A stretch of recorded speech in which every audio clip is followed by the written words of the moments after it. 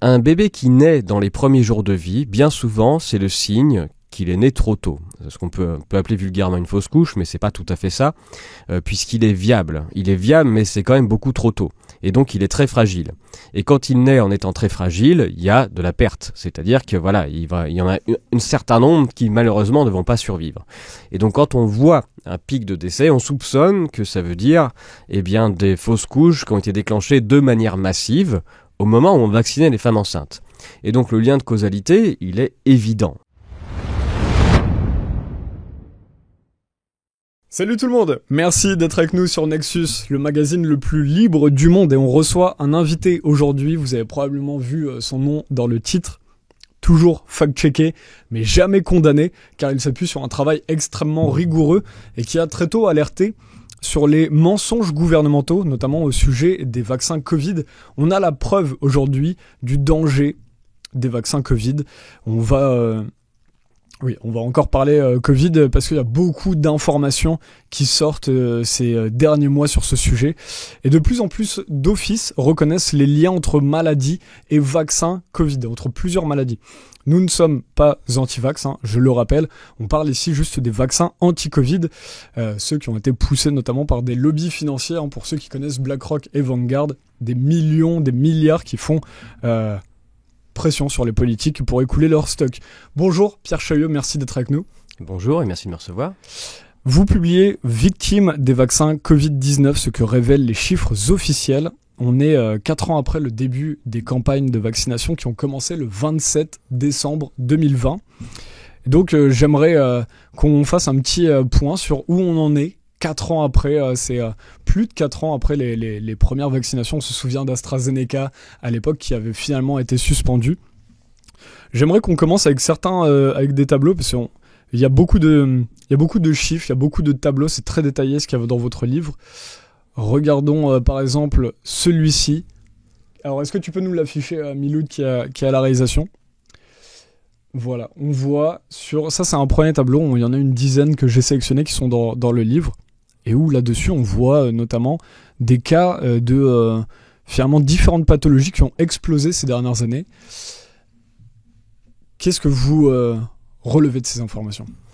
Alors, pour précision, ce sont des données de pharmacovigilance, donc c'est-à-dire qu'elles sont recueillies à partir de déclarations des patients ou des médecins qui font une remontée à la suite, la pharmacovigilance c'est à la suite de n'importe quelle prise de médicaments, ici on parle des vaccins Covid-19. La pharmacovigilance, c'est un système qui est passif, c'est-à-dire qu'il n'y a absolument aucun moyen mis en œuvre, une fois qu'un médicament est mis sur le marché, pour essayer de suivre de façon active les effets néfastes que peut avoir ce médicament dans la population. Et quand les gouvernements, les politiques ou les représentants des agences de sécurité de santé disent « nous avons mis en des moyens exceptionnels pour suivre ce nouveau traitement, ce nouveau vaccin mis sur le marché », c'est pas vrai. Les moyens exceptionnels mis en œuvre, c'est juste que les gens vont regarder avec plus d'attention peut-être les courriers qu'ils reçoivent ou les informations qu'ils reçoivent, mais il n'y a absolument aucun effort actif qui est fait pour essayer de suivre les patients et s'assurer qu'ils vont bien. La pharmacovigilance, c'est donc quelque chose qui est extrêmement, on va dire, qui a beaucoup de problèmes, il y a extrêmement peu de remontées, il y a très peu de gens qui savent qu'à la suite d'une prise de médicaments, si jamais ça va pas, on les invite à faire une déclaration de façon à pouvoir suivre et être au courant des différents effets indésirables. Donc personne ne le sait, les médecins sont censés le savoir, ils sont censés le faire dans tous les cas. C'est-à-dire que quand un médecin propose un médicament et que derrière le patient ne se sent pas bien, le médecin est censé faire une déclaration et ne pas se poser la question de savoir si c'est vraiment le médicament, s'il en est sûr. Non, il faut qu'il fasse une déclaration, qu'il déclare tous les symptômes, et ensuite, après, si les agences de sécurité reçoivent plein de déclarations, ils vont pouvoir envisager le fait qu'il y a vraiment que la cause est là. Mais énormément de médecins ne le font pas et censurent cette remontée d'informations en se disant « mais non, c'est pas ça ». Il faut dire que quand on est médecin et qu'on vient de prescrire un médicament ou avec ça à un patient et qu'il est très malade, on n'a forcément pas très envie de se dire que c'est à cause de ce qu'on a fait que le patient va pas bien. Ça, c'est un premier point. Et le deuxième point, c'est que tous les médecins, pendant cette période de vaccination Covid, qui ont tenté au début d'alerter en disant « Oula, je vaccine mais ça va pas du tout, j'ai des patients qui vont pas bien », se sont tout de suite pris la foudre de l'ordre des médecins, des politiques, des médias, en disant que c'était des dangereux conspirants anti-vax, qu'il fallait vacciner tout le monde et qu'il n'y avait absolument aucun problème. Donc voilà, ces données de pharmacovigilance, elles sont partielles et elles remontent extrêmement peu. Malgré tous ces problèmes, il y a une explosion des remontées au niveau européen, et les chiffres que vous avez montrés sont les remontées au niveau de toute l'Europe. Et sur le tableau affiche, est-ce que ça, ce qu'on voit sur le tableau là à l'écran, donc ça, l'EMA, c'est l'agence de sécurité du médicament à l'échelle européenne. C'est l'Agence de sécurité du médicament à l'échelle européenne. Nous, en France, les données sont collectées notamment par différents CHU qui ont des antennes de pharmacovigilance, et puis ensuite ça remonte à l'ANSM. Et les CHU ont des spécialités sur certains produits. Et l'ANSM ensuite envoie à l'agence, à l'EMA, ces données françaises, et l'EMA recueille normalement toutes les données européennes et les agrège. Et donc là, c'est sur l'Union européenne, ce qu'on voit sur ce tableau. On voit effectivement une explosion depuis 2020. Donc alors, ce tableau exprime qu'en 2020, il y a très peu de remontées, et finalement en 2021, on voit cette explosion. Alors ici, on est sur un graphique où on a deux courbes. On a deux courbes puisque, en fait, on a différentes manières de relever la pharmacovigilance. Et c'est Catherine Théiet qui fait ce travail. Ce qu'elle fait, c'est que tous les jours, elle a un programme qui recueille tous les dossiers différents de la pharmacovigilance européenne et stocke tous les numéros de dossiers différents qui correspondent à des cas de remontée. Mais aussi, elle regarde à la dernière date tous les dossiers qui restent et qui sont consultables.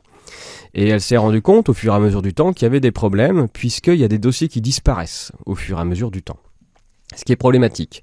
Que deviennent des dossiers de remontée, d'effets indésirables, de pharmacovigilance qui sont biffés, dont on n'en a plus trace dans la base de données et pourquoi est-ce qu'il n'y a aucune consultation possible de ces dossiers qui disparaissent? C'est pas professionnel comme façon de travailler. Ils sont biffés, c'est-à-dire ils sont supprimés de la base. Non, ils sont même pas barrés, ils sont supprimés de la base. Supprimés de la base. En théorie, quand on travaille de manière professionnelle avec une base de données et que la base de données évolue pour certaines raisons, on est censé tout enregistrer pour expliquer pourquoi on a fait évoluer la base de données. Quelle raison est donnée ces suppressions de dossiers? Quand Catherine Théiet pose des questions à l'agence du médicament ou bien à EudraVigilance qui met en ligne les données, elle n'obtient aucune réponse. Elle obtient des réponses lunaires du style « c'est normal qu'une base de données évolue ». Alors certes, mais quand on est professionnel d'une base de données, on peut la faire évoluer, mais on doit tout enregistrer pour expliquer ce qui s'est passé dans la base de données. Et visiblement, il n'y a rien. Et Catherine a même relevé parfois des numéros de dossiers qui disparaissent pendant un moment et qui réapparaissent, ce qu'elle a appelé des lasers. Mais il n'y a aucune justification logique qui est donnée, mis à part une espèce de bidouillage qui est loin d'être professionnel. Donc c'est de la communication d'une certaine manière là. Oui, on essaye d'avoir des données et on obtient une espèce de gloubi-boulga qui évolue dans le temps et dont on ne connaît pas le sérieux. Donc pour les gens qui ne sont pas spécialisés dans les statistiques, on rappelle que vous êtes statisticien. Là, c'est ce que vous dites, ça n'est pas normal de dire la base de données évolue, ça n'est pas un argument entendable, on doit garder tous les chiffres dans une base de données. On doit garder la trace de tous les dossiers qui sont rentrés un jour dans la base de données, et si on doit les faire sortir, on doit expliquer pourquoi, expliquer lesquels sont sortis, pourquoi, avec une bonne raison. On doit aussi, peut-être ça peut être des doublons, peut-être que ça peut être la même personne, peu importe, mais tout ça, ça doit être expliqué de manière précise, correcte et fiable. Dans le graphique suivant de celui que vous avez montré, on a fait le même travail, mais cette fois-ci, on s'est concentré sur les effets indésirables qui amenaient au décès du patient. C'est bien celui-là ? C'est celui-ci. Donc ici, vous avez le graphique noir, c'est ce qui était consultable à la dernière date. Donc on doit être en mai 2024. En mai 2024, vous téléchargez les données de la pharmacovigilance et c'est le graphique noir qui vous dit voici le nombre de décès suivant une vaccination Covid-19 qui ont été remontés en pharmacovigilance au niveau européen. Le graphique gris, ce sont tous les numéros de dossiers différents qu'a relevé Catherine Théiet au fur et à mesure du temps. Et vous pouvez voir qu'entre les deux, il y a un sacré gap. Il manque énormément de monde, ça veut dire qu'il y a énormément de dossiers qui ont été retirés de la base. Catherine Théiet, j'ai mal suivi dans cette affaire. Qui est-ce ? C'est une retraitée de la ville de Paris qui s'occupait des bases de données parisiennes. D'accord. Donc c'est une spécialiste des bases de données qui a l'habitude de travailler avec ça et qui télécharge les données de manière automatique, qui fait des vérifications et du coup qui de manière bénévole depuis le début de la crise suit tout ce qui a trait à la pharmacovigilance. Donc là, travaille avec vous sur ce projet-là. Tout à fait. D'accord. Et là, ce qu'elle a relevé, on regardait le graphique gris, voilà, il y a énormément de numéros de dossiers qui ont disparu des bases. Ils ont disparu des bases, mais ils ont disparu des bases à des moments assez étranges. C'est-à-dire que, peut-être que la base de données est pourrie, on va dire, c'est-à-dire de qualité extrêmement médiocre tout le temps. Ça, c'est pourquoi pas. Ça veut juste dire qu'ils font mal leur travail, que c'est extrêmement mauvais et que c'est mal renseigné. Mais ce qui est bizarre, si c'était le cas, on ne devrait pas avoir des périodes où on a une énorme partie des dossiers qui disparaissent d'un coup et seulement à certaines périodes. Et vous voyez là le plus grand pic gris. Ouais. Qui se trouve. Et c'est... Vous voulez que j'approche l'écran Oui, il me faudrait des lunettes plus puissantes. Donc on doit être en fin 2022. Alors, le plus grand pic, ouais. On est 2022, je vois janvier 2022. Non mais tout fin 2021. À droite, le pic qui ouais, oui, celui-ci. Voilà, la deuxième. Merci Miloud qui nous approche l'écran sur le retour qu'on a. Est-ce que tu peux aller plus loin ou pas ? Ouais, je peux, je pense. Comme ça peut-être qu'on verra mieux. Mais attendez, je vais grossir. Voilà, comme ça on verra de mieux en mieux. Voilà, donc on parle de celui-ci. Hein. Voilà, qui est au niveau de octobre 2022. Ah voilà, d'accord. Et donc on est au moment d'une nouvelle dose de rappel de vaccination Covid partout en Europe. Ouais. Et donc c'est donc un pic vaccinal extrêmement fort. Hein. Ils ont pas tant vacciné que ça dans les mois précédents en plein été. Voilà, là ça va être l'hiver, tout ça, rappel, vaccinez-vous tous ensemble. Et donc c'est normal d'avoir à cette période-là un pic de remontée de pharmacovigilance puisque c'est un pic de vaccination.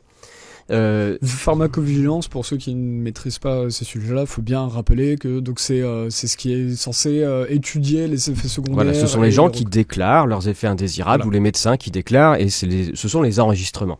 Et donc c'est normal qu'au moment où vous lancez une campagne de vaccination massive, eh bien vous allez avoir une masse d'enregistrements tous en même temps. Et donc le graphique gris, on peut se dire il est normal puisque on a un grand pic de remontée d'effets indésirables qui amène au décès à ce moment-là. Ce qui n'est pas normal, c'est que ce pic soit entièrement réduit à zéro. C'est-à-dire qu'après un nettoyage de la base de données, il ne reste rien. Il devrait forcément rester un pic. S'il ne reste aucun pic, ça signifie qu'ils y ont été un peu forts dans le nettoyage et que c'est même une trace significative du fait qu'ils interviennent extrêmement fortement de façon à supprimer des informations dérangeantes et que voilà, en termes de communication, il faut mieux dire qu'il se passe absolument rien. Mais c'est pas logique. Donc ça, c'est vraiment une preuve d'une intervention massive et pas propre, quoi. J'essayais de retrouver la demande des ARS à l'époque, les agences régionales de santé, qui essayaient justement de demander de réduire ces envois, parce qu'ils disaient il y a trop d'envois d'effets secondaires. Alors je parle d'une période où on est en avril-mai 2021. Donc au moment où il y avait AstraZeneca qui avait été d'ailleurs retiré, on pourrait regarder une petite vidéo tout à l'heure à ce sujet-là. Aujourd'hui on voit, c'est quand même la grande information. C'est avant, quand on était fact-checké pour les journalistes, je sais pas comment on nous appelait finalement, des journalistes courageux, c'est-à-dire parce qu'on est tellement diffamés dans tous les sens, mais au final on a raison.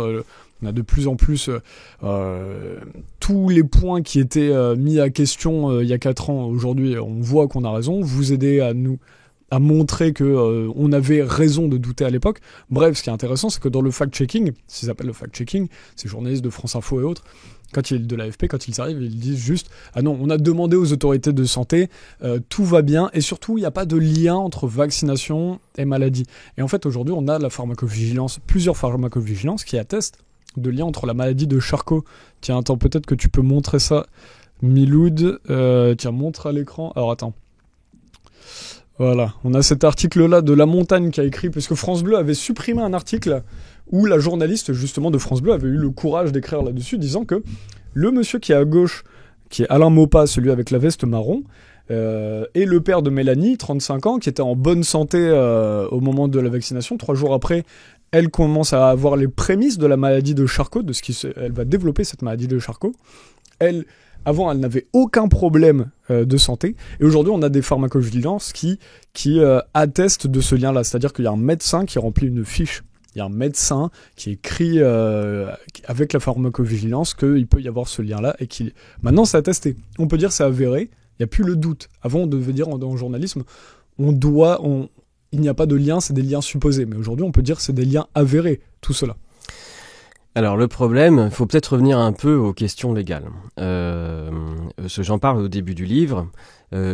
Pour l'ensemble des autres produits, lorsque, par exemple, vous achetez une machine à laver auprès d'un commerçant et que celle-ci est défectueuse, vous pouvez vous retourner contre le commerçant qui vous a vendu la machine à laver, qui lui-même peut se retourner contre le constructeur. Et aujourd'hui, il y a même des garanties constructeurs où vous pouvez vous retourner directement contre le constructeur. Si ça fonctionne pas. Pour tout ce qui a trait à la médecine et surtout aux médicaments, les laboratoires pharmaceutiques devraient être soumis à ce genre de choses, mais n'y sont pas parce qu'il y a des petits articles de loi qui ont été rajoutés et qui les protègent.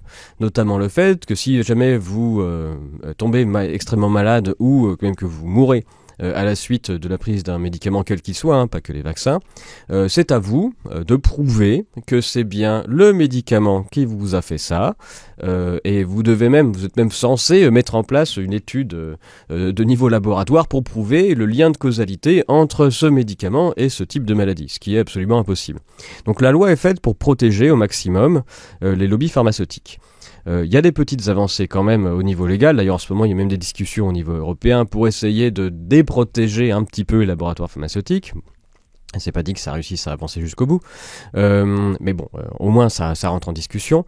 La seule chose que l'on peut dire, c'est que voilà, quand vous êtes très malade à la suite de la prise d'un médicament, vous faites une déclaration de pharmacovigilance. Là, vous avez les autorités qui ont autorisé de toute façon ce produit à circuler, qui s'en lavent les mains et qui disent non, vous pouvez pas prouver le lien de causalité. Ce qui d'un point de vue logique froide est juste, même si vous mourrez juste après votre vaccin, que vous étiez en parfaite santé ailleurs. Autrement, voilà, faudrait prouver que toutes les autres causes possibles n'ont aucun lien et que voilà, il vous reste que ça. C'est extrêmement difficile. Donc la seule manière aujourd'hui d'obtenir une certaine reconnaissance, c'est de trouver un expert qui va, on va dire, se mouiller et qui va dire oui, en tant qu'expert, j'ai étudié le dossier je le connais bien, j'ai tout regardé et la seule cause que je peux attester, c'est que le vaccin est la seule cause possible du décès, de la maladie de Charcot, de ce que vous voulez de la personne. Mais il faut qu'un expert se mouille jusqu'au bout de la démarche. Donc ça, on peut avoir maintenant 3 ans plus tard, on peut commencer à avoir. Alors il faut savoir que pour cette pharmacovigilance de Alain Maupas et de Mélanie Maupas, il a fallu que le dossier soit déposé avec ce médecin, par exemple, en juin dernier. Donc c'est finalement, sur le moment, les gens disaient ne doutez pas, mais en fait, on ne pouvait pas déposer, ces gens-là ne pouvaient pas déposer un dossier sur le moment même. Il a fallu attendre, Mélanie Maupas tombe malade en fin 2021 et peut déposer un dossier en juin 2024. Oui, mais c'est le cas de toutes les vaccinations, de tous les médicaments. Le temps dont vous parlez... Pas que pour les vaccins Covid. Non, il n'est pas spécifique aux vaccins Covid. Et de tout ce que je viens de raconter d'un point de vue légal concerne toute la totalité des médicaments mis sur le marché. Et donc en effet, on parlait de temporalité. Aujourd'hui, on est 4 ans après le début de la vaccination de masse. Eh bien, c'est aujourd'hui que commence vraiment le combat des victimes. Il a commencé depuis le début, mais on est à peine dans les prémices du combat. Pour mémoire, la vaccination H1N1 a apporté également son lot d'effets indésirables extrêmement graves sur tout aussi peu de preuves scientifiques que l'ont été les vaccins Covid-19 quant à une hypothétique efficacité contre quoi d'ailleurs. Mais bref, et il n'y a qu'en 2021 qu'une partie des malades en France, et uniquement ceux étiquetés narcoleptiques, ont réussi à obtenir une certaine reconnaissance des autorités en disant oui, donc plus de 10 ans après, d'accord, on est capable, on veut bien admettre que vous, en tant que narcoleptique, il y a un lien avec la vaccination H1N1 reçue 12 ans avant. C'est 12 ans de galère, des gens qui finissent par abandonner évidemment les démarches au bout d'un moment.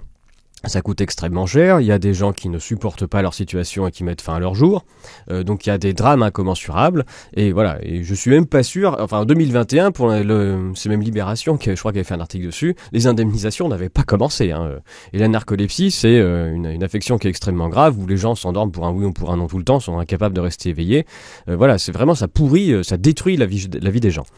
Donc en termes de temporalité, là on est au début, 4 ans après, donc il faut pas se tromper, le combat c'est maintenant, il faut pas l'arrêter, et il va falloir falloir tenir contre les autorités.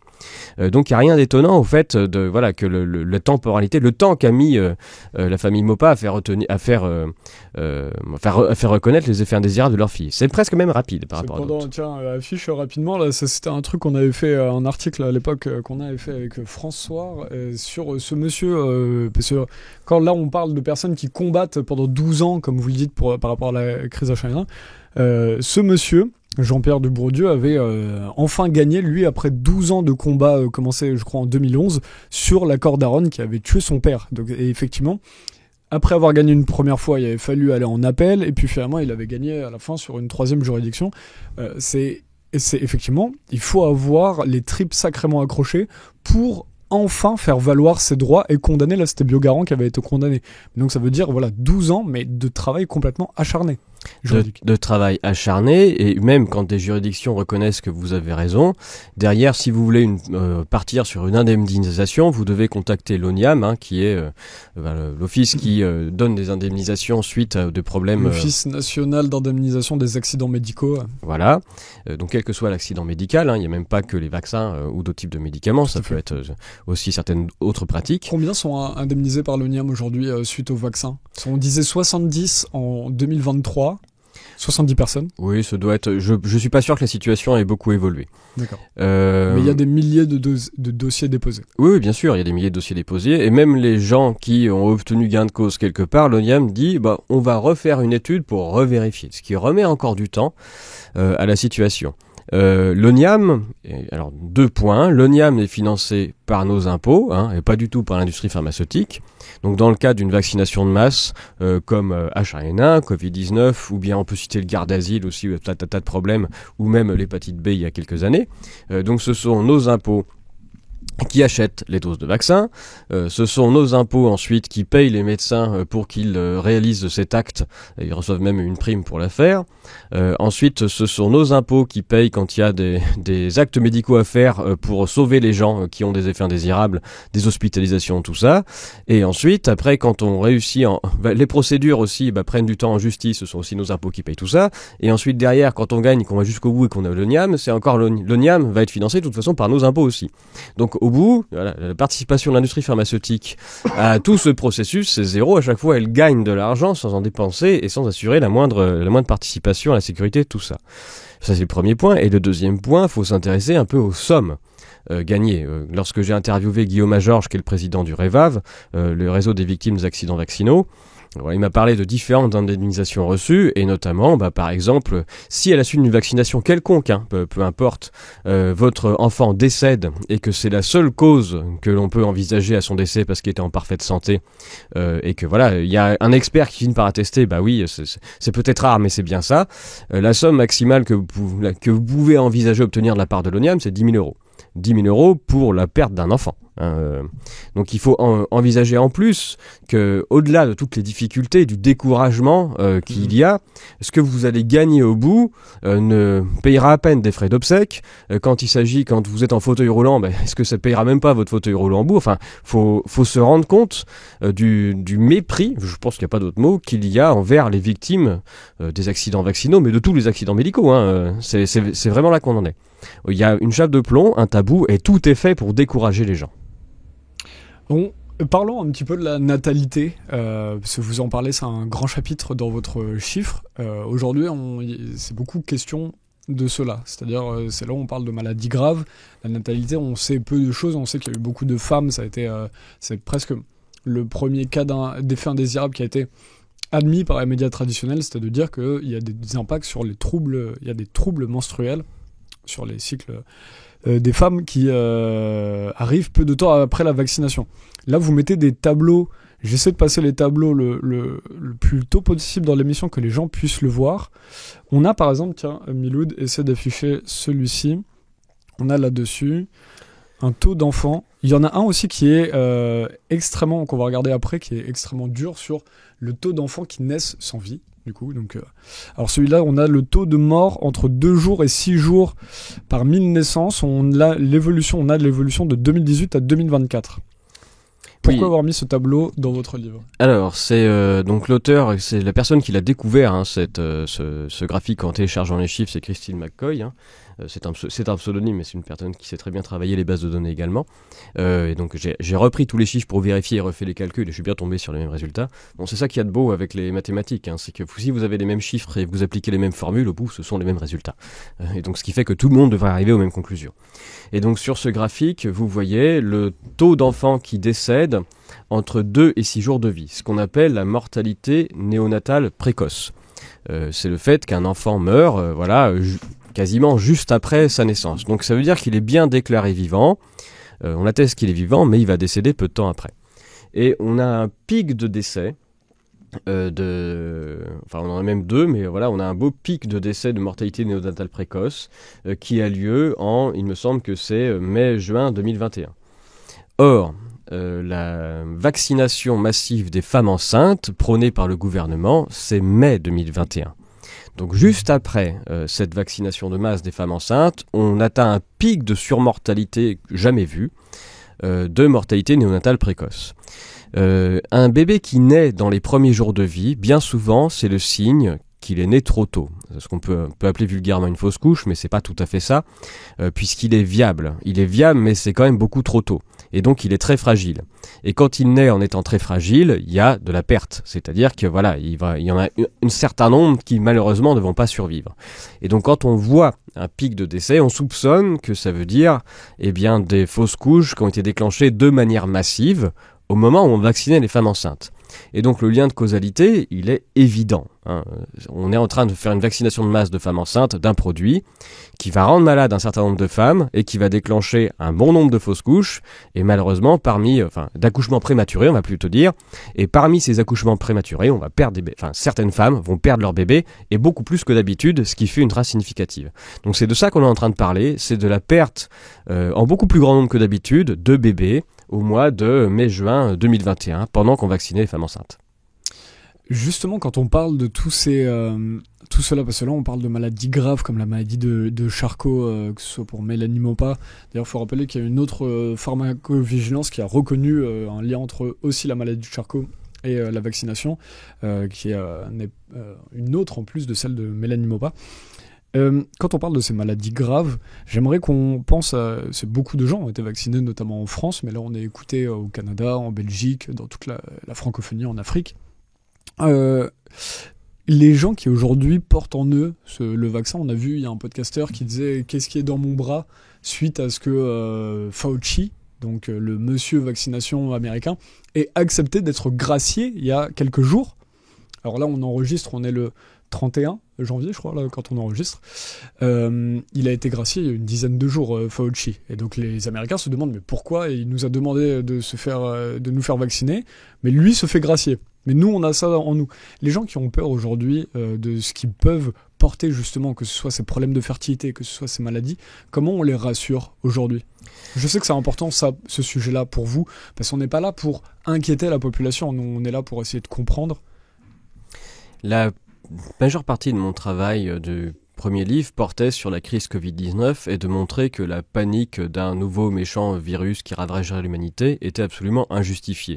Et il n'y en a pas trace dans les statistiques, ce qui fait que la peur qui a été instillée à la population pour lui faire n'importe quoi et qu'elle accepte tout ce qu'il y a de pire en termes de restrictions de liberté et même d'imposer une injection de produits pharmaceutiques, ça n'avait pas lieu d'être. Il n'y avait aucune raison de paniquer. C'est la même chose pour ce qui a trait au vaccin Covid, c'est-à-dire que on a de la mortalité qui augmente de manière significative, on observe des problèmes de fertilité dans la population, mais même si on a de la mortalité significative, ça ne veut pas dire que les gens sont tombés raides morts dans la rue.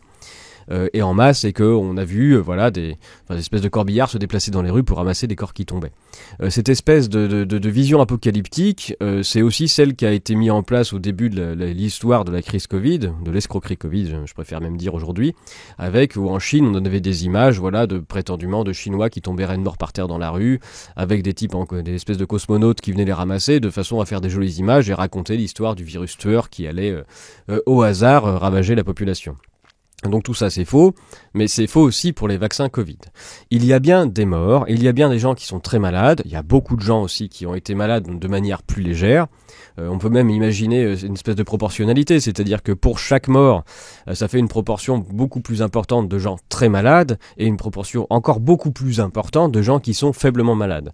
Et il y a aussi eu beaucoup de gens qui n'ont rigoureusement rien eu, qui n'ont pas ressenti d'effets indésirables, et c'est tant mieux pour eux. Donc il ne faut pas rentrer dans la psychose. On connaît tous beaucoup de proches comme ça qui ont été vaccinés et qui n'ont rien senti du tout. Voilà, qui disent bien se sentir. Ou alors des effets frais, faibles, un petit coup de fièvre, un petit coup de mou, mais voilà, où que ça a été. Et il faut quand même rappeler que ça, c'est probablement la majorité des gens. Ça ne veut pas dire qu'il y a quand même beaucoup d'effets indésirables, mais il ne faut pas non plus tout exagérer. Il faut pas tout exagérer, et donc il faut pas rentrer dans une psychose. Le premier tableau qu'on a montré en début d'émission peut montrer, et encore une fois, sans vouloir inquiéter les gens, que ça peut avoir une incidence sur les cancers dans les prochaines années. Mais je vais y revenir. Okay. Mais en tout cas, il me paraît être même dangereux de faire croire aux gens juste parce qu'ils ont été vaccinés, qu'ils ont une espèce d'épée de Damoclès au-dessus de la tête et qu'ils vont mourir. Il faut pas quitter une psychose pour entrer dans une autre. Tout à fait. Voilà. Et donc, il n'y a pas de raison de penser qu'on va être malade gravement dans les prochaines années si ça va. Et en l'occurrence, les courbes de mortalité que l'on a observées, on a vraiment observé une hausse de la mortalité significative, ça ne veut pas dire une hécatombe, mais significative pour plein de tranches d'âge, notamment les jeunes, en 2021-2022. En revanche, je montre dans le livre qu'à partir de 2023, la situation semble se stabiliser. Ça ne veut pas dire qu'il n'y aura pas d'effet à long terme, ça j'en sais rien, mais pour l'instant en tout cas, il faut se calmer sur les risques portés à long terme. Peut-être qu'il y en aura, mais ça ne sert à rien de psychoter. Voilà, peut-être même plus de chances de mourir d'un accident de voiture dans les prochaines années que d'un cancer ou de maladie spécifique créée par ce vaccin. Donc c'est là, il y a une stabilisation en 2023. C'est là le gros pic était au moment des campagnes de vaccination. Le gros pic, c'est pendant les campagnes de vaccination. Il y a une petite trace ensuite qui dure un peu, mais c'est quand même pendant. C'est surtout là qu'on a vraiment les gros problèmes. Et puis, j'aimerais qu'on évite de faire peur aux gens afin d'éviter de rentrer dans une psychose à la détection. Il y a quand même une mode de la détection de toutes les pathologies actuellement où les gens vont se faire tester pour tout et n'importe quoi et où l'industrie pharmaceutique est extrêmement contente quand elle obtient des tests positifs puisque ça permet de lancer des protocoles, de vendre des médicaments et donc c'est ça qui rapporte à l'industrie pharmaceutique. Et donc il me paraît pas très opportun de faire paniquer la population de façon à ce qu'ils se ruent sur des tests dont il serait bien de regarder la fiabilité chacun d'entre eux, pour démarrer ensuite des protocoles de soins qui n'ont probablement pas lieu d'être parce que les gens sont en bonne santé. La psychose Covid est née de la formule du Dr Knock « tout bien portant est un malade qui s'ignore », où on a fait croire à des gens bien portants qu'ils étaient des malades asymptomatiques du Covid-19, d'une maladie qui allait les tuer de manière silencieuse. Bref, il ne faut pas recommencer avec les vaccins. Voilà, vous n'êtes pas un malade asymptomatique juste pour la raison que vous avez reçu un vaccin qui n'a pas démontré servir à quelque chose et qui est juste néfaste pour une bonne partie de la population. Tiens, Milou, juste avant que tu partes, est-ce que tu peux nous afficher quelques... on avait des petits... Alors, notamment, on a parlé, comme on en est sur cet anniversaire, depuis la première campagne de vaccination, c'était le 27 décembre 2024. Et il y avait eu, tout de suite après, au bout de 3 mois, même pas, il y avait le vaccin AstraZeneca qui avait posé... 27 décembre 2020, vous voulez dire ? J'ai dit quoi ? 2024. Ah bah oui, non, 2020, et justement, on est 4 ans après. Et donc, pour mémoire, se rappeler ce petit passage d'Olivier Véran, qui à l'époque nous disait qu'il fallait pas s'inquiéter. D'après l'Agence nationale de sécurité du médicament, qui suit ainsi d'ailleurs les recommandations qui ont été formulées hier soir par l'Agence européenne du médicament, il n'y a pas lieu de suspendre la vaccination par AstraZeneca. Des enquêtes sont menées systématiquement à chaque fois qu'un effet indésirable grave est déclaré. Mais de quoi parlons-nous ? Sur 5 millions d'Européens, 30 personnes ont présenté des troubles de la coagulation. Et là, on avait... Voilà, on en a parlé hors micro avant. AstraZeneca, donc ça c'est 3 jours après. Là c'était le 12 mars, la vidéo d'avant. Et là le 15 mars 2021, on a AstraZeneca. La France suspend l'utilisation du vaccin contre le Covid-19 et le validera si l'autorité européenne le permet. Et donc ça a été validé le 19 mars après. vous m'avez dit. En fait, il y a juste après cet événement, il y a le décès de Anthony Rio, qui est un jeune un médecin qui est en 6e année de fac de médecine à Nantes, qui décède brutalement le 18 mars, et le 19, il y a la suspension définitive du vaccin. Donc évidemment, les autorités diront, mais aucun lien entre le décès d'Anthony Rio et la suspension définitive du vaccin. Voilà, donc tout va bien, Madame la Marquise, c'est sûr et efficace, il n'y a aucun problème. Et il y a des tonnes d'effets indésirables qui remontent jusqu'à des décès de personnes jeunes qui l'ont reçu, et on suspend juste après. Mais voilà, mais tout va bien.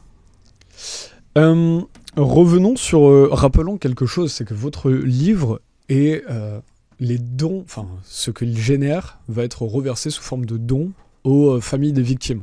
Donc, aux associations de victimes. Pour plusieurs ou pour lesquelles ? Pour l'instant, j'ai proposé au REVAV, au réseau des victimes des accidents vaccinaux, et à Verity France de recevoir les dons. J'ai déjà fait un premier versement d'ailleurs parce qu'il y a certains dossiers qui nécessitaient une aide financière immédiate. Et si le livre a du succès, et que il y a suffisamment de droits d'auteur qui peuvent remonter, eh bien j'aiderai d'autres associations évidemment. Pour aider une association et que ça ait du sens, faut quand même qu'il y ait une somme un peu significative qui arrive.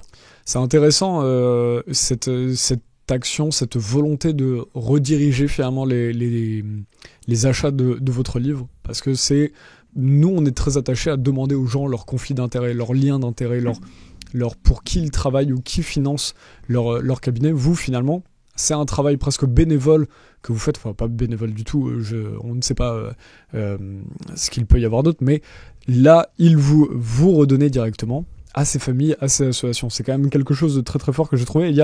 Donc là, au moment où on enregistre, on est à la veille de l'événement à Vierzon, où toutes ces associations, justement, vont se retrouver, être au même endroit et se réunir pour notamment alerter tous en chœur.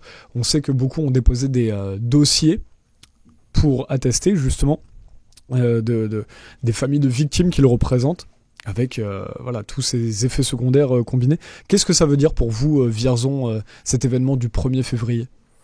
Ben oui, ça signifie que les associations comprennent l'intérêt en tout cas de se regrouper et mettre en place des événements qui les rendent visibles. C'est aussi le principal objectif du livre, c'est de rendre visibles les victimes des effets indésirables. Je vais apporter une précision sur mon travail, il est 100% bénévole. C'est-à-dire que moi j'ai un autre travail à côté qui n'a rien à voir avec ce travail-là. Depuis 5 ans, j'ai d'autres postes qui sont complètement en dehors de cette activité. Cette activité, j'ai toujours mené sur mon temps libre, sur mes congés, le soir, la nuit, pendant les week-ends. L'écriture de ces livres, tout ce travail statistique, c'est sur votre temps libre ? Oui, bien sûr. C'est également le cas des vidéos que je fais sur ma chaîne, et toutes les personnes qui peuvent voir les vidéos sur ma chaîne YouTube peuvent remarquer qu'il n'y a pas de publicité. Donc il n'y a pas de revenus non plus qui arrivent là-dessus. Ce qui fait que, en effet, je ne souffre pas de conflits d'intérêts, j'ai plutôt des conflits de désintérêt, puisque l'ensemble de ces travaux m'ont pas apporté que des bénéfices dans le reste de ma vie professionnelle, surtout que je parle toujours en mon nom propre, mais c'est mon vrai nom. Donc non, vous pouvez me poser la question des conflits d'intérêts, c'est assez bienvenu. Et pour le premier livre, j'ai souhaité que l'ensemble des droits d'auteur aillent à Où est mon cycle, qui s'occupe de femmes qui ont des problèmes de menstruation.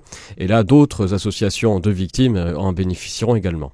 Donc voilà, le but c'est de vendre quand même un maximum de livres, pour 2 raisons. La première, ça va permettre de fournir de l'argent à ces associations, et la deuxième, c'est vraiment de rendre visible. Plus il y a de livres qui se vendent, plus le livre sera au maximum, au plus haut dans les ventes des essais chaque semaine, plus ça se verra, et moins il sera facile pour les médias de grand chemin, pour les politiques, de nier l'existence de ce travail. Et comme c'est un travail qui est appuyé sur des statistiques officielles, des modèles, qu'il y a même une partie qu'on a réussi à faire relire par des pairs, c'est aussi qu'un document que je veux opposable. C'est-à-dire que quand on va en justice, on peut l'utiliser pour dire, on peut utiliser mes travaux, mes programmes informatiques d'ailleurs. Les tableaux qu'on a montrés. Voilà, tout ça c'est reproductible pour attester du fait qu'il y a des problèmes et que ça se montre. Et que on peut le démontrer statistiquement. Donc le livre a tous ses objectifs à la fois. Vous avez dit une pratique de communication de ces scientifiques est de décaler la science. Ils font croire qu'il faut 30 jours pour que le vaccin soit efficace.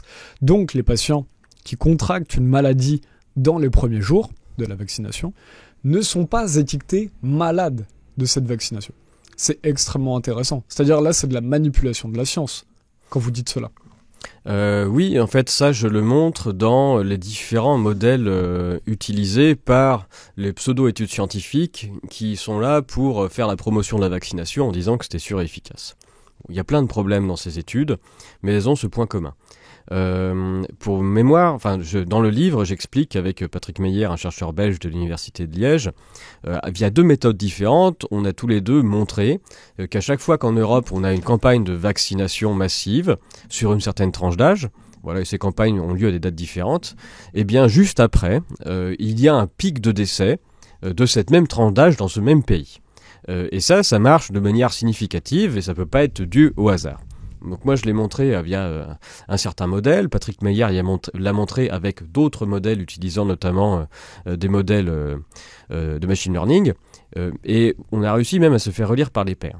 Bon, mais ça signifie que quand on fait un travail statistique simple, on essaye de comparer les évolutions de mortalité à la vaccination, il n'y a pas d'autre possibilité que de dire que la mortalité augmente après la vaccination. Tout autre résultat est absolument scientifiquement impossible, puisque encore une fois, c'est des mathématiques. Voilà, il y a une augmentation après la vaccination. Alors la question qui se pose, c'est mais comment font toutes ces études qui sont prétendument relues par des pairs et publiées dans des dites grandes revues scientifiques, pour prétendre que la vaccination sauve des vies quand la mortalité augmente? Eh bien, c'est là qu'on a découvert avec mon ami Osa Brioché qu'en fait, il y a une entourloupe qui est commune à toutes ces études, qui est de dire, dans les méthodes, les laboratoires pharmaceutiques nous disent que la vaccination est efficace au bout de 30 jours. Donc, de manière naturelle, on a un pic de décès pile en face du pic de vaccination. Vu que c'est efficace au bout de 30 jours, on décale le pic de vaccination 30 jours après, de manière artificielle. Ce qui fait que eux, quand ils font leurs analyses, ils ont le pic de mortalité 30 jours avant la vaccination, parce qu'ils ont décalé la courbe. Et donc, de manière la bouche en cœur, ils annoncent regardez, maintenant qu'on a vacciné, la mortalité diminue. Pourquoi est-ce que la mortalité diminue? Parce que vous l'avez fait augmenter en vaccinant les gens, et que derrière, ça diminue. Prenons une comparaison, on va dire, idiote. Voilà, un nouveau traitement consiste à mettre une balle dans la tête à la moitié de la population. Voilà, vous mettez une balle dans la tête à la moitié de la population. Vous avez un pic de mortalité au moment où vous mettez la balle dans la tête, mais vous dites la balle dans la tête est efficace au bout de 30 jours, je décale la courbe des balles dans la tête, et donc je constate quoi? J'ai une grosse mortalité avant la balle dans la tête, et donc c'est donc que la balle dans la tête a apporte une réduction significative de la mortalité, ça marche extrêmement bien. Vous pouvez faire ça avec n'importe quel exemple stupide. Et donc voilà, on dénonce dans le livre aussi la manipulation qu'il y a au sein des pseudo-études scientifiques pour raconter n'importe quoi, et sur la base d'arguments absolument fallacieux. Mais alors, qu'est-ce que vous pensez, vous, de cette manipulation de la science? Parce que là, à ce stade-là, il n'y a plus de mots pour décrire ce qui se passe en France. Sur tous les aspects de cette crise. Sur les prétendues preuves apportées par des modèles pour dire que le confinement était sûr et efficace, ou même pour dire voici un modèle montrant la prétendue transmission du virus asymptomatique SARS-CoV-2, etc. Toutes ces études-là que j'ai pu lire pendant toute cette crise étaient, mais d'un point de vue méthodologique et d'un point de vue scientifique, mais vraiment tout à mettre à la poubelle, et c'est atroce en termes de niveau intellectuel ce qui en sort. Ça les empêche pas d'être publiés dans les grandes revues scientifiques. Et donc, voilà, j'ai découvert, bien malgré moi depuis 5 ans, le niveau atroce de ce qui est publié dans ce qui se prétend être de la science. Je sais même pas si c'est propre à tout ce qui a trait à la médecine ou si c'est général en sciences, parce que je suis très loin d'avoir tout lu. Mais quand même, ce qui fait que... et même parmi les critiques que j'observe de la part de résistants, mettons des guillemets, mais des personnes en tout cas qui n'ont pas adhéré à l'ensemble du narratif, j'en lis extrêmement peu qui s'intéressent réellement à la méthodologie des études pour dénoncer finalement tout ce qui ne va pas au sein des études. Et d'ailleurs, j'ai des discussions intéressantes aussi avec des amis qui défendent certaines parties de ce que nous avons vécu, mais sur la base d'études que je dénonce comme étant tout aussi ascientifiques que les autres. Voilà, donc je vais même pas... l'étude que je montre là est parfaitement ridicule, mais elle est au niveau du reste de la littérature scientifique qui m'a été donné l'occasion de lire ces dernières années. Voilà, donc je suis juste atterré, mais je découvre qu'on vit dans un monde, je pense qu'il faut dire scientiste, c'est-à-dire avec des espèces de types en blouse blanche qui se donnent des prix, qui se tapent dans le dos, qui se relisent les uns les autres. Une espèce de mafia organisée, de petits intérêts communs, tout ça, qui font rigoureusement n'importe quoi, qui réussissent à publier dans des revues qui ont du prestige, parce que c'est là qu'on se passe les galons, et puis les résultats de ces revues sont derrière relayés par la presse, qui présente ça comme étant la science moderne et qui fonctionne. Voilà, je pense qu'il faut être un peu conscient du niveau d'obscurantisme dans lequel on vit, et autant on a progressé, on va dire, en termes technologiques ces dernières années, où on a maintenant des smartphones, autant en termes d'épistémologie, de philosophie, vraiment, on est quand même pas très élevé. L'épistémologie étant la science des sciences. Aujourd'hui, justement, il y a énormément d'informations qui circulent sur les réseaux sociaux et c'est extrêmement bien. On est aussi à l'ère des médias libres, c'est quelque chose de formidable. On a des médias qui sont comme le nôtre, qui sont hors des mains de milliardaires qui poussent dans un sens ou dans l'autre. Mais par contre, on voit parfois certaines personnes... donc nous en tant que journalistes on essaie de regarder rigoureusement comme vous le faites l'information, d'essayer de voir vraiment le vrai du faux, et parfois les gens prennent pour acquis une connaissance ou alors vont parfois trop dans le biais de confirmation, c'est-à-dire dès qu'une information valide leur opinion initiale, ils tombent dedans les deux pieds en même temps. Et quel regard vous regardez sur parfois de la vraie désinformation qui est faite aussi dans nos propres groupes, c'est-à-dire certaines personnes qui n'arrivent pas souvent à voir comment une information va être vraie ou non. Vous qui travaillez beaucoup votre méthodologie. Mais pour moi, il n'y a pas de volonté de désinformation. Ah oui, non, je vais pas parler de volonté. Hein. Oui. J'ai dit plutôt c'est un fait involontaire. Oui, mais j'ai plutôt envie de parler d'absence de débat contradictoire. Ce qui est assez classique, et c'est difficile d'amener du débat contradictoire partout. D'ailleurs, en ce moment, vous m'interviewez, je suis tout seul. Ah oui, j'aurais bien aimé qu'on ait d'autres personnes. Ouais, complètement. Mais c'est aussi pas facile puisque vous êtes beaucoup hors de Paris et c'est bien qu'on soit pas tous au même endroit. Oui, tout à fait. Et puis, me concernant, un certain nombre de vos collègues essayent de me trouver des contradicteurs et il n'y a pas grand monde qui se dévoue. Et ça, c'est un gros problème qu'on a, nous, où effectivement, on aimerait bien avoir plus de contradicteurs et ils refusent tous. Hein. On avait affiché la dernière fois un mail de Rudi Redstadt qui nous disait que non, il savait très bien ce que nous faisions, donc le fondateur de Conspiracy Watch, et il ne voulait pas, je sais plus comment, vous pouvez le retrouver dans Nexus refait l'actu de la semaine passée, celui du 22 janvier. Voilà, donc ce qui fait que c'est pas forcément volontaire, mais de toute façon, le fait d'apporter de l'information, ça apporte quoi qu'il arrive des biais. Et puis il y a aussi la plupart des gens ont une certaine affection envers les choses auxquelles ils croient. Ils ont aussi une affection envers les gens qui parlent. Dans toutes les personnes que j'ai pu rencontrer pendant cette crise, il y a tout un tas de personnes que je trouve fabuleuses, vraiment des gens exceptionnels d'un point de vue humain. Sur certains aspects scientifiques, je suis en complet désaccord avec elles. Certaines, ça leur pose aucun problème et on arrive à discuter. Il y en a d'autres, ça leur pose vraiment dans leur chair, il y a quelque chose qui va pas. Et le débat contradictoire, ça leur fait du mal, ça les rend tristes, parfois ça les rend agressifs. Des fois les gens se braquent durement. Voilà, parce que on arrive et puis on dit non mais ça ne va pas d'un point de vue méthodologique. Donc ça, ce sont des difficultés. Et même en tant que vous, en tant que journaliste à Nexus, là, il y a certaines fois où vous faites des reportages où vous interrogez certaines personnes, et puis la personne a des arguments, et du coup vous en tant que journaliste, la présentation que vous en faites, c'est quelque chose de positif au final. Mais ce qui n'empêche pas qu'il y a derrière des gens qui ont de la contradiction forte, des arguments contraires, et qui vont dire mais non mais ça c'est pas vrai. Mais bon, ça fait partie, on va dire, du métier. Et je suis pas sûr que... C'est-à-dire, vous êtes en train de dire qu'on est trop gentil, des fois ? Oui, mais après, les gens sont aussi gentils de vous recevoir. Enfin, j'ai envie de dire, on va pas c'est pas facile, surtout qu'en plus, quand les gens sont dans des domaines un peu pointus, qui sont pas forcément maîtrisés par de votre côté, c'est difficile d'apporter une contradiction à la base pour comprendre ce sur quoi vous menez. C'est la difficulté du journaliste. Parce que les journalistes sont en général surtout dans des petites rédactions comme on peut l'avoir dans les médias libres, on va être généraliste. Donc c'est un peu similaire au médecin généraliste qui n'est pas pointu sur un sujet.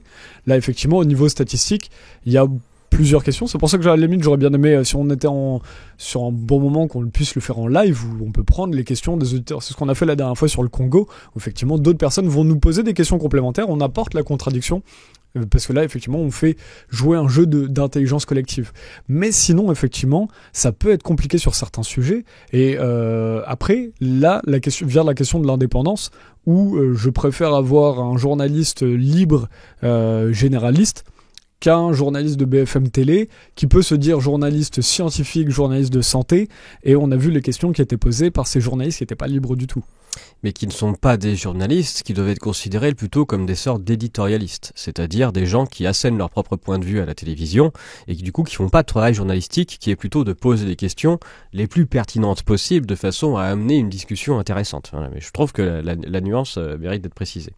Si vous voulez un exemple très concret, par exemple, quand Nexus est allé interroger l'IHU de Marseille concernant l'isolation du SARS-CoV-2, il y a une réponse qui a été faite par qu'est-ce qu'il est, l'américain Tom Cowan sur Internet, qui montrait que non, l'ensemble des procédés qui ont été montrés ne correspondaient pas à un principe d'isolation, et d'aucune sorte. Et ça c'est absolument pertinent dans l'argumentaire proposé. Mais ce qui fait que vous, en tant que journaliste, quand vous interviewez l'IHU de Marseille, il est probable que l'ensemble des éléments qu'il vous présente vous semblent logiques et en plus correspondent à des pratiques qui sont réalisées en microbiologie, et il me paraît tout à fait envisageable que au moment du reportage, en tout cas, l'ensemble des informations dont vous disposez, vous dites voilà, c'est comme ça, et notamment le titre de la vidéo et l'annonce qui en est faite au début, c'est comme ça que l'IHU de Marseille a isolé le virus du SARS-CoV-2, qui est un titre qui peut être considéré comme trompeur d'un point de vue scientifique, comme l'expliquait par Tom Cowan. C'est un exemple parmi d'autres, mais ce qui fait que je crois assez peu, c'est très intéressant, à la désinformation volontaire, plutôt que par, on va dire, des champs limités, et puis par le fait de s'adresser aux experts qui vous présentent leur point de vue et qu'il n'est pas forcément facile de réussir à contredire. C'est pour ça que le but notamment sur les médias libres, par exemple, pour parler, parce que ce qui est bien, c'est que vous étendez la question, où moi, effectivement, je prenais des gens sur les réseaux qui ne sont pas forcément sur un média, et vous prenez un cas qu'on connaît bien, donc chez Nexus. Alors déjà, le premier truc, c'est, je pense pas que ce soit bon de dire tous les journalistes de Nexus, puisque là par exemple le travail dont vous parlez, il y a beaucoup d'éléments dont moi qui n'étaient pas au journal à ce moment-là. Donc vous prenez un cas d'un journaliste, c'est un journaliste de Nexus. C'est-à-dire qu'en fait, une rédaction en général, les médias libres, pas que la nôtre, mais à François c'était la même chose, c'est-à-dire c'est composé de personnes qui sont des journalistes indépendants, qui sont dans une rédaction indépendante. Ça n'est pas quelque chose comme à BFM où tu es soumis à un rédacteur en chef où tout le monde doit parler. Si ce journaliste, effectivement, à Nexus, je ne sais pas lequel est concerné là, dans l'exemple que vous prenez, choisit de faire ça, il n'engage pas tous les autres journalistes de Nexus. Il l'engage parce qu'effectivement, on peut faire ce biais, mais parce qu'on n'en parle pas. C'est pour ça que je trouve ça fascinant que vous en parliez là. Parce qu'effectivement, les gens vont mettre tout le monde dans le même bateau. C'est-à-dire que moi, avant, à François, on était tous derrière Xavier Hasselberg, etc. Oui, moi j'aime beaucoup Xavier, mais on s'embrouillait sur beaucoup de sujets. Pareil pour la rédaction ici. On a différentes opinions sur énormément de sujets, qui peuvent être sur le climat, qui peuvent être sur certains sujets de santé. Donc, en fait, on ne peut pas mettre tout le monde sur un même pied d'égalité. Par contre, ce qui est très intéressant dans ce que vous dites, c'est que moi, j'étendais la chose à des personnes sur les réseaux sociaux, et vous l'étendez à des journalistes professionnels, comme ce journaliste de Nexus. Donc c'est très intéressant. Mais il ne faut pas condamner cette personne, puisque effectivement, je pense qu'on est là pour produire de l'information et d'essayer au mieux de créer de la rigueur chez les gens. Mais effectivement, il y a forcément des failles dans la passoire, finalement, puisqu'on essaie de créer de l'information, on essaie de se rapprocher d'experts. Mais comment différencier un expert pertinent d'un expert impertinent? Et comment aucun être humain n'est parfait, j'ai l'impression. Oui, il s'agit toujours juste de se poser des questions et encore une fois de ne pas rentrer dans un système accusatoire. C'est là où je voulais en venir, c'est-à-dire que La première formulation de votre question pouvait être comprise comme désignant une certaine partie d'autres personnes qu'il ne faudrait pas suivre. Et en prenant un exemple directement chez Nexus, j'ai voulu souligner le fait que même en interne, ou d'ailleurs, je vais venir après, mais même en interne, on peut se poser des questions sur parfois des chemins qu'on a pris, des conclusions qu'on a eues, qui en fait, dont on pensait être parfaitement légitimes et dont on ne mesure pas la part de croyances qu'on a initialement et qui nous orientent. Sur ma chaîne YouTube, je fais exprès de laisser des vidéos, tout ce que je peux, tout ce que je laisse d'ailleurs de tout mon passé, dont aujourd'hui une grosse partie je le contredirais volontiers de ce que j'ai annoncé. Puisque je n'avais pas conscience à l'époque de mon niveau de croyance initiale et de l'absence de preuves scientifiques qui existaient sur certains pans, notamment de la médecine, de l'épidémiologie, de la transmission de maladies, qui faisait que j'étais dans un schéma de pensée où je pensais que tout était démontré, sûr, et qu'il y avait qu'à appliquer des modèles. Et donc je laisse ces vidéos-là de façon à comprendre que tout le monde a le droit d'évoluer, tout le monde a le droit d'avoir certaines de pensées et d'avoir une manière de penser qui semble logique, tout en pouvant plus tard le remettre en question. D'ailleurs, c'est la même chose concernant les personnes vaccinées, des personnes pas vaccinées. Moi, bon, c'est pas un secret, j'ai fait le choix de pas me vacciner contre le Covid-19, mais j'ai mis volontiers dans mes vidéos du fait que plein d'autres vaccins j'en ai reçus et que mes enfants aussi ont reçu tout ce qui était pas obligatoire. Ce qui n'empêche que aujourd'hui, ensuite a posteriori, je me pose la question de la validité scientifique de tous ces vaccins, indépendamment les uns des autres. Et en tant que statisticien, j'ai été extrêmement surpris du manque de rigueur scientifique que l'on a à ce sujet. Surtout en tant que statisticien, on aimerait bien avoir des données, des études, de comparatives avec des groupes témoins, etc., de façon à pouvoir travailler un petit peu. Et voilà, c'est un peu le vide intersidéral à ce sujet.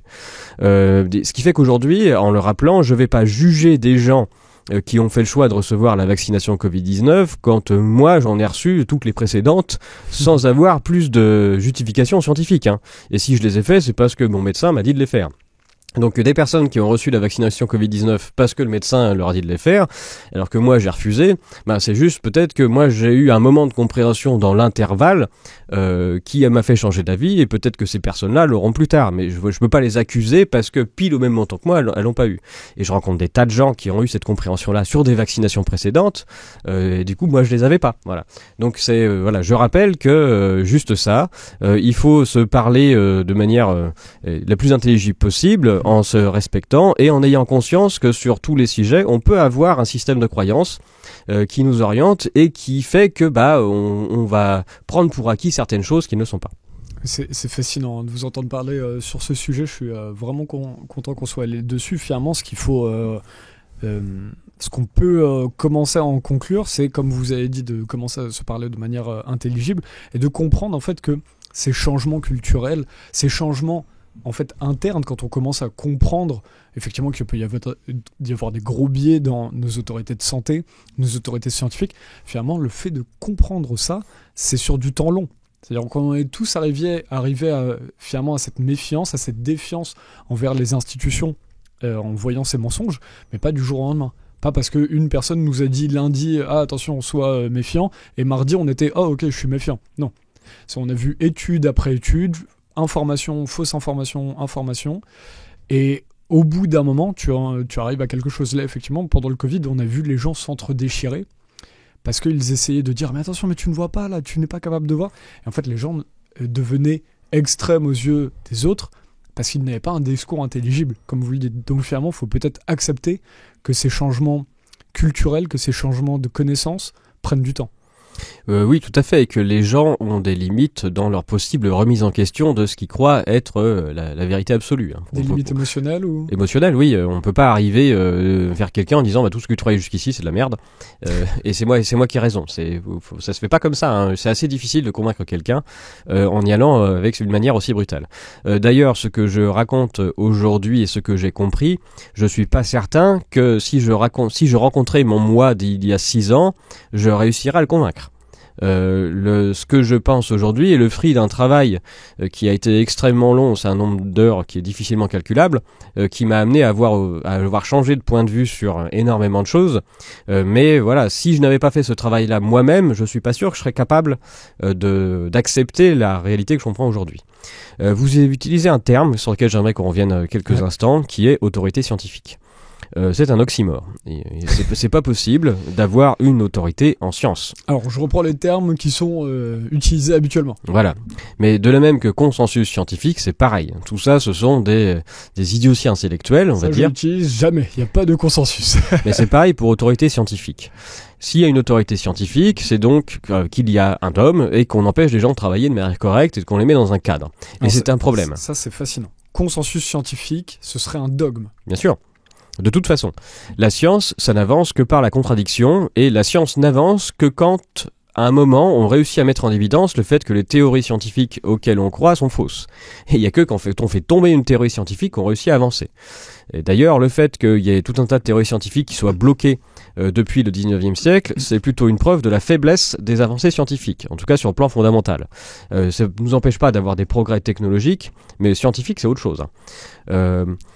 Pour ce qui a trait des autorités, c'est même le gros problème. Mais ça, c'est de tout temps. Quand Galilée a fait ses travaux et a annoncé qu'il était possible que la Terre soit pas plate ou qu'elle tournait autour du Soleil, évidemment que les autorités scientifiques et religieuses, c'était les mêmes de l'époque, n'étaient pas forcément contentes de ce qu'il annonçait. Et donc il fallait mettre ses travaux au bûcher et lui le mettre au pilori ou lui faire subir tout un tas de méchancetés. C'était pareil pour Einstein, même si on va dire la situation en termes humains n'allait plus jusque là, il a eu du mal à faire promouvoir ses travaux parce que tous les grands pontes qui étaient au-dessus et qui tenaient la science, eux, n'avaient surtout pas envie d'en entendre parler. D'ailleurs, Einstein a probablement réussi à avancer aussi parce que c'était pas non plus lui un grand ponte initialement, et donc il n'avait pas grand-chose à perdre en mettant en lumière, en tout cas, une théorie qui était nouvelle. Ce qui montre que les autorités scientifiques de tout temps font de la rétention scientifique. Ce qui est une certaine logique, puisque eux sont garants, on va dire, des travaux que eux ont menés et dont ils sont extrêmement fiers. Voilà, c'est le cas actuellement, même en sciences physiques actuelles, c'est le cas dans plein de domaines, et donc c'est l'ensemble de ces dites autorités sont un frein à ce que la science réussisse justement à avancer. Et donc il n'y a pas d'autorité scientifique, et c'est pour ça que je reviens sur le terme de mafia, la manière dont fonctionne la science. Voilà, vous êtes un jeune thésard, vous trouvez un maître de thèse qui va vous faire avancer, vous allez pouvoir mettre votre nom sur des petits papiers, négocier d'être dans les petits papiers des autres en mettant son nom, avec des grands pontes qui se mettent en relecteur à la fin, tout ça, histoire d'avoir des bonnes notes. Et tout ce petit monde se tient par la barbichette et s'entraide les uns les autres. Dans certaines disciplines, notamment en virologie par exemple, il y a tellement de milliards de la part des laboratoires pharmaceutiques et des deniers publics qui circulent que évidemment ça fait que tout le monde est très content de participer à cet ensemble-là, de gagner correctement sa vie et de recevoir des tas de prix. Mais ça, c'est un système qui est néfaste à l'avancée de la science. C'est cet ensemble de copinage de gens qui se soutiennent les uns les autres, et à l'intérieur, il y a évidemment des amis des laboratoires pharmaceutiques qui vivent des subsides et qui ont été désignés comme des méchants, mais il y a aussi tout un tas de gens qui travaillent avec eux, au sein même, qui ont dénoncé la vaccination Covid, mais dont c'est leur métier de travailler avec ces gens-là et qui ont une carrière aussi et de l'argent. Et il est tout aussi difficile de travailler et de remettre en question la totalité du dogme, que ce soit à côté mainstream, que ce soit à côté résistant, on va dire. Donc de toute façon, le principe même d'autorité scientifique ou de consensus est clairement à bannir et n'a rien à voir avec le principe de science. Vous avez dit la science n'avance qu'à partir des contradictions. C'est vrai, il faut le rappeler, puisqu'ils arrivent à parler de consensus scientifique, puisque beaucoup de gens n'ont pas de culture scientifique. Comment est-ce qu'aujourd'hui des scientifiques arrivent à ne pas se rebeller contre ce terme de consensus scientifique? Que ce soit en philosophie, que ce soit n'importe où, les gens prennent les idées de leurs prédécesseurs et les attaquent. C'est comme ça, c'est ce qui se fait de tout temps. Alors comment aujourd'hui les scientifiques arrivent à entendre dans les médias consensus scientifique de leur gouvernement? Mais en effet, je pense que ceux qui ont besoin du consensus scientifique avant tout, ce sont les politiques qui ont une manière, on va dire, la plupart du temps, les politiques, leur objectif principal, c'est de trouver les meilleurs parapluies de façon à se défausser de toute responsabilité, quel que soit le sujet. Et donc le fait de prétendre qu'il existe un consensus scientifique, ça permet de se ranger derrière une autre autorité en disant c'est pas nous, c'est le consensus scientifique. Mais regardez la totalité des partis politiques qui sont très contents de s'affilier à l'OMS par exemple, en disant c'est l'autorité médicale et donc dans ces cas-là on n'a pas de responsabilité, on va faire ce qu'ils disent. Mais c'est le cas pour la totalité des grandes institutions internationales où tous les partis sont très contents de recevoir des ordres de la part d'entités extérieures de façon à se défausser de toute prise de responsabilité et on suit le mouvement.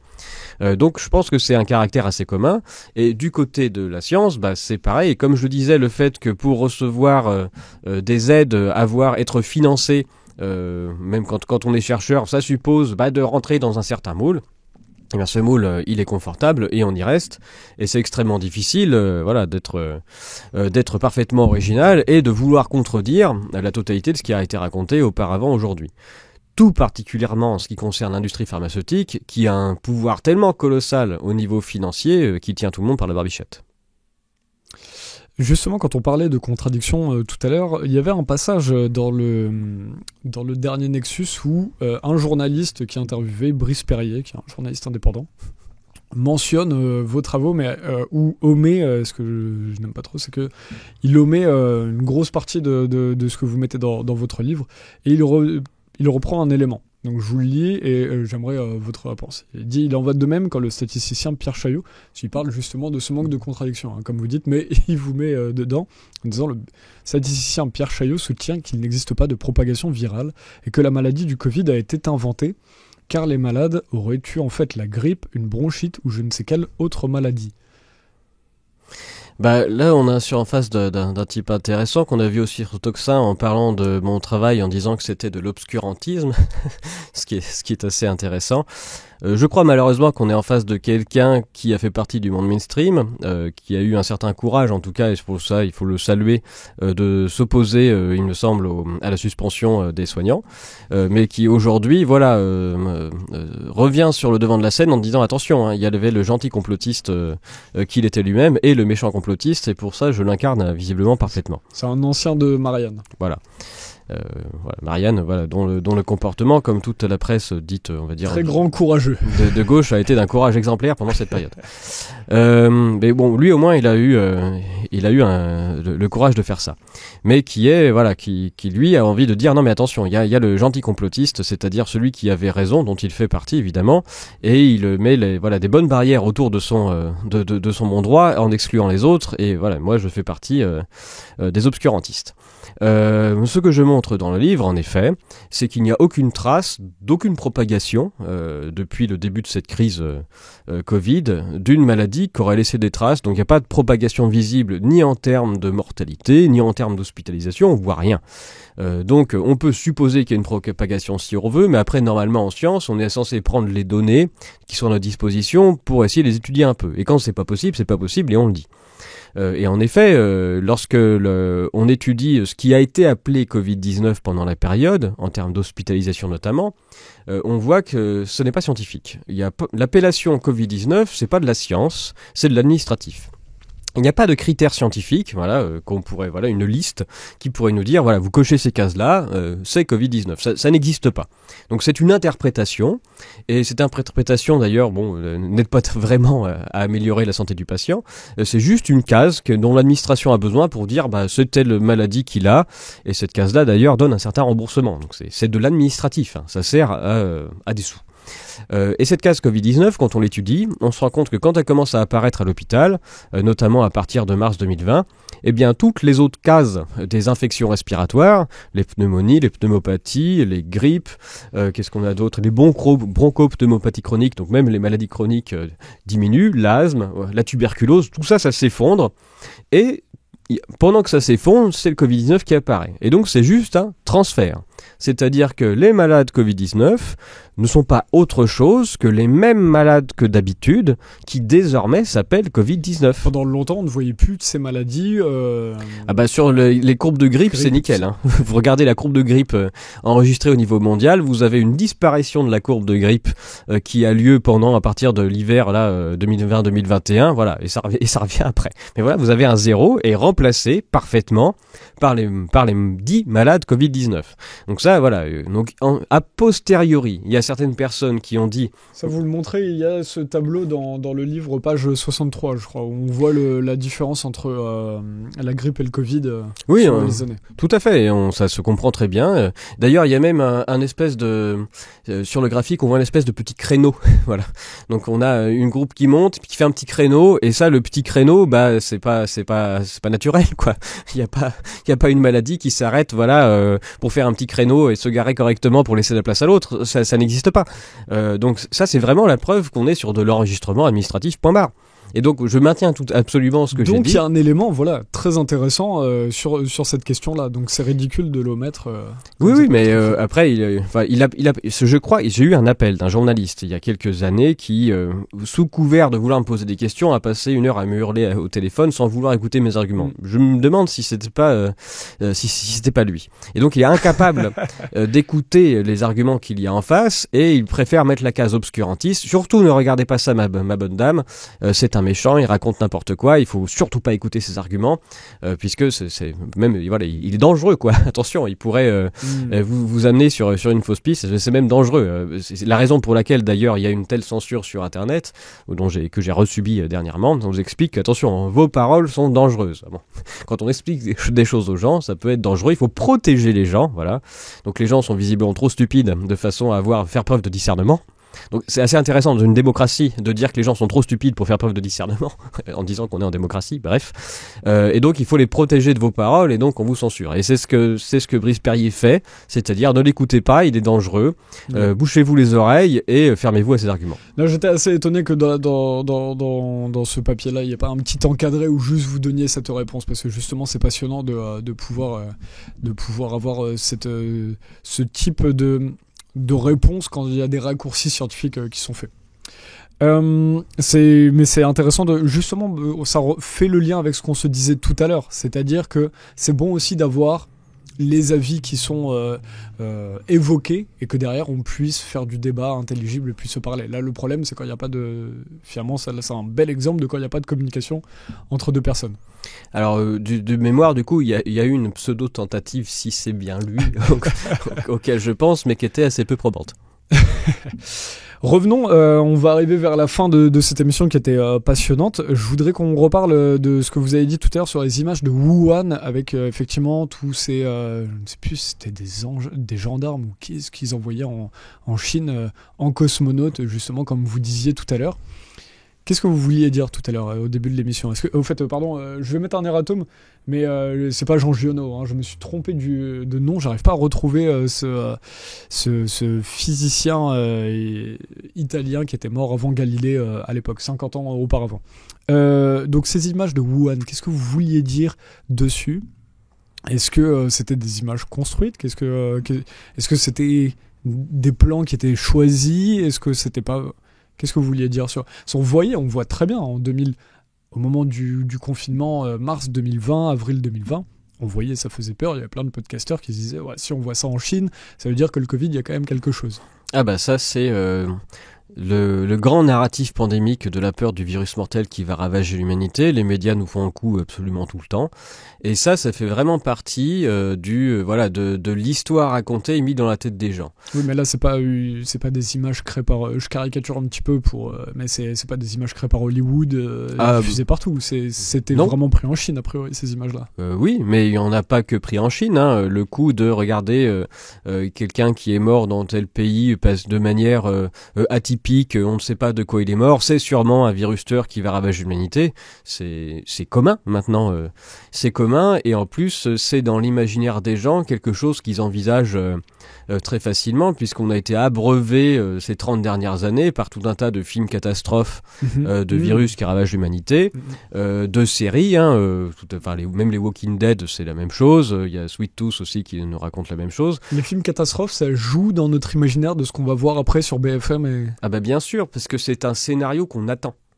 Donc en fait, on connaît déjà le scénario du film. Donc en fait, on anticipe la suite parce qu'on y a été préparé. Tous les films post-apocalyptiques nous préparent à « Ok, c'est normal si on vit ça demain ». Oui, enfin en tout cas, c'est une possibilité envisageable.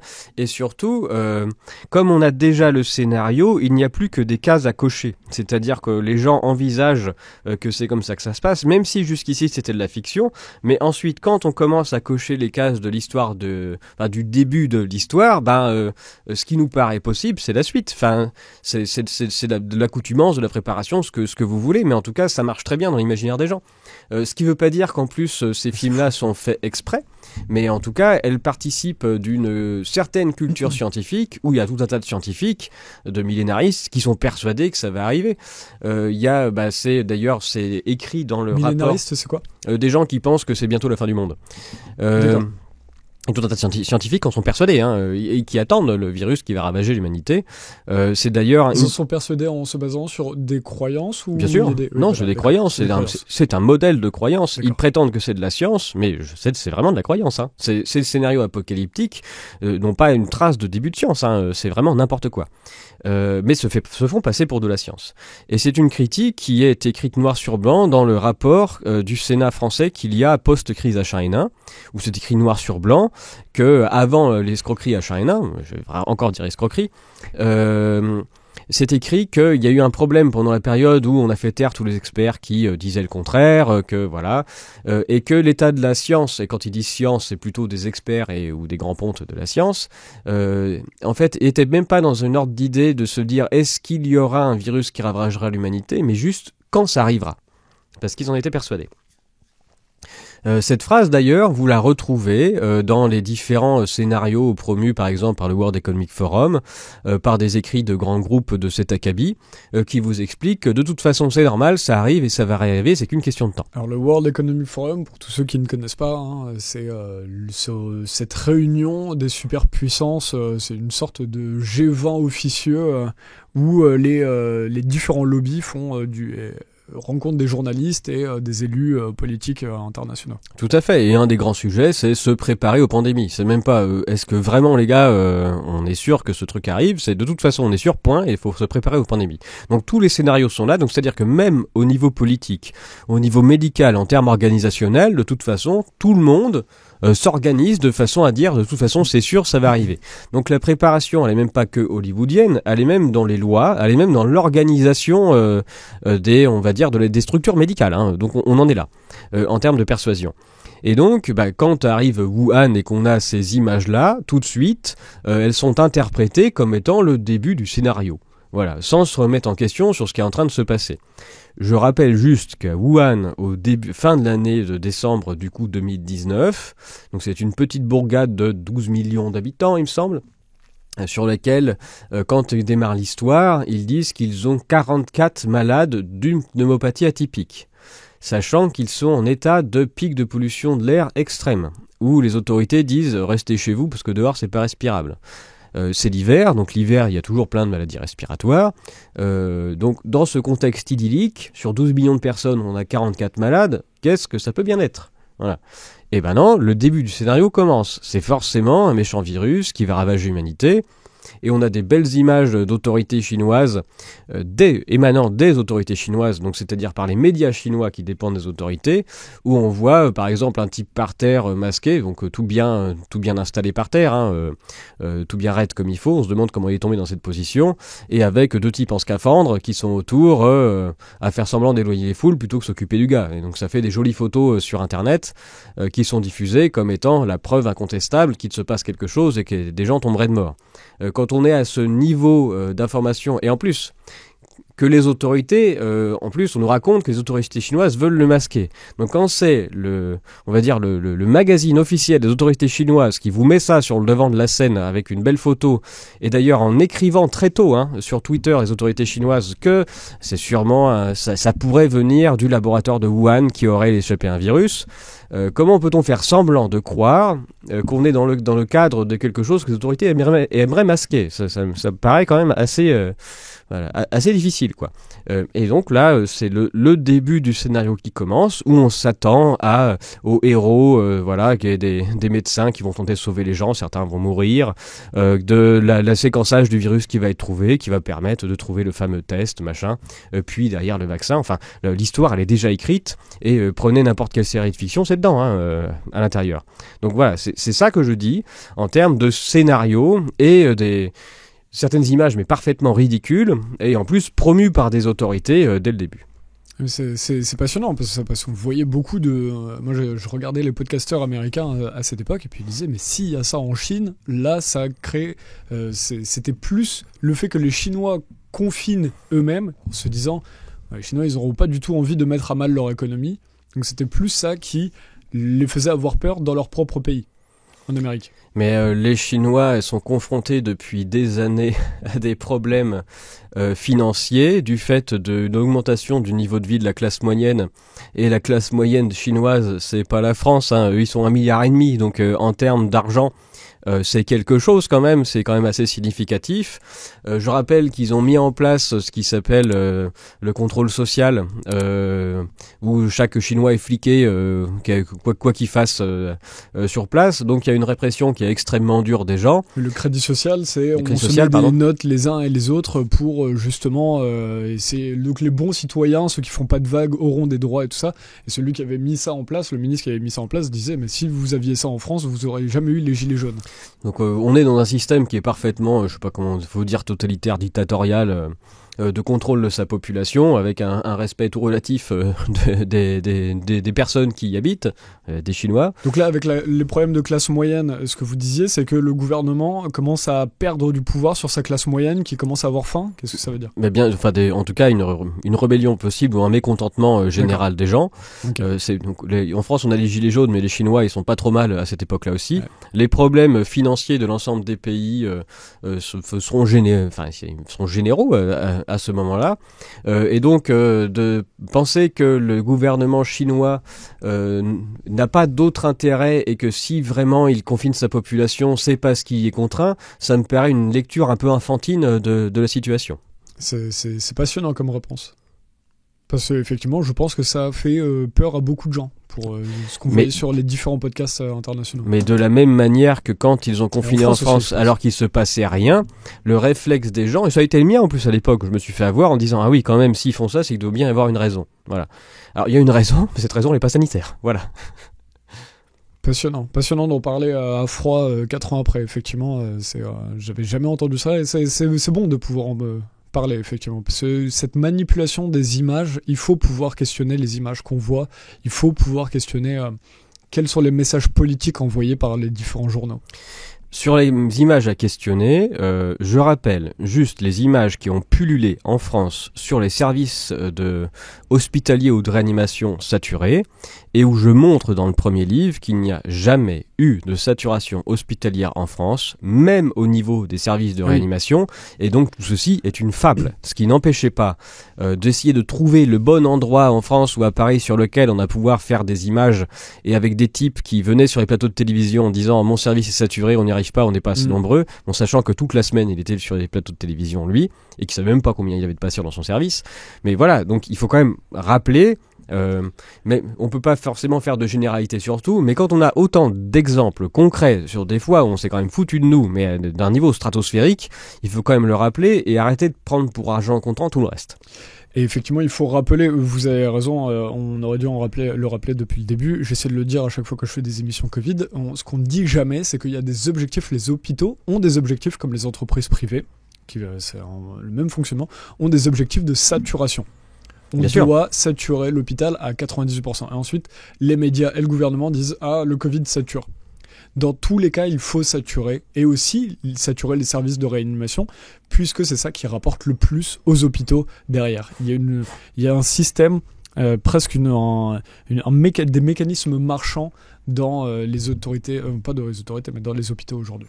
C'est en effet le fonctionnement qui a été choisi, c'est celui qui ressemble à la maximisation de l'utilisation de tous les services, comme si c'était une entreprise. C'est pour ça qu'il y a des centaines de milliers de lits qui ont été supprimés ces dernières années.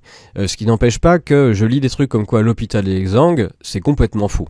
L'hôpital français n'a jamais coûté aussi cher qu'auparavant, mais avec beaucoup moins de place aujourd'hui. Qu'est-ce qui fait alors que ça coûte aussi cher alors qu'on a fermé je sais plus combien de services et de chambres d'hôpitaux? Mais l'argent va quelque part. L'argent inonde les laboratoires pharmaceutiques en payant des sommes complètement folles, des produits qui sont extrêmement chers, brevetés, et dont l'efficacité laisse à désirer. Autrement, il n'y a pas de preuve scientifique. De la même manière que ce que je dénonce pour les vaccins Covid, il faudrait faire l'étude pour la totalité des médicaments, surtout très chers, qui sont distribués. C'est pareil pour les moyens technologiques mis en œuvre et l'achat de matériel dit de pointe extrêmement cher. Pour quelle efficacité? Il faudrait se poser la question. Tout un tas de protocoles qui sont mis en place, c'est pareil, qui coûtent cher. En fait, ils coûtent pas cher, ils rapportent énormément d'argent à certains instituts ou certains laboratoires. Et donc l'argent, il est là, il est même largement augmenté et ça n'a jamais été aussi cher. En revanche, cet argent-là ne profite pas aux gens. Ce dont les gens ont besoin, c'est qu'on s'occupe d'eux, qu'il y ait des personnes, notamment des soignants, qui s'occupent d'eux et qui permettent de les accueillir dans de bonnes conditions. Donc voilà, il est faux de raconter que l'hôpital est exsangue, l'argent est là, il faudrait le distribuer aux bons endroits de façon à ce qu'il serve aux citoyens et qu'il cesse d'enrichir certains intérêts particuliers. Victime des vaccins Covid-19, ce que révèlent les chiffres officiels, puisqu'on le rappelle dans toutes les sources du livre, c'est vrai que j'aurais pu mettre les sources à l'écran, toutes les sources ne sont que des sites officiels, voilà, il n'y a pas d'autre terme. Merci Pierre Chaillot d'avoir pris le temps. Je pense qu'on a bien balayé ce sujet-là. J'étais vraiment content de ces discussions sur le journalisme et la façon de se cultiver. Je retiens beaucoup ça, que finalement, peu importe ce qu'on peut voir aussi sur les réseaux. Et on en a la preuve avec ce Brice Perrier. On en a la preuve aussi avec ce que vous avez dit de effectivement certains manquements qu'on a pu avoir à Nexus, que tous les médias vont avoir des manquements à un moment ou à un autre, puisque effectivement ça va être impossible de trouver des journalistes qui sont à la fois généralistes, à la fois extrêmement spécialisés sur tous les sujets. Mais effectivement, du moment qu'on arrive à être intelligible et qu'on arrive à être libre dans sa prise de parole, même ce Brice Perrier n'est probablement pas libre dans sa manière d'être, puisque quand on a autant peur de sortir du consensus, quand on a autant peur de sortir de la pensée de foule, la pensée de foule, c'est ce qui fait le plus rester les gens dans un obscurantisme, donc c'est marrant que lui écrive là-dessus. Mais bon voilà, mais n'hésitez pas quand même à acheter le Nexus Résister, parce qu'il y a des bonnes choses dedans, et ça nous soutient. Nous, Nexus est extrêmement libre parce que le magazine nous le permet, donc même si vous ne le lisez pas, achetez-le, ça fait beau dans le salon. Mais merci à tous de nous avoir suivis.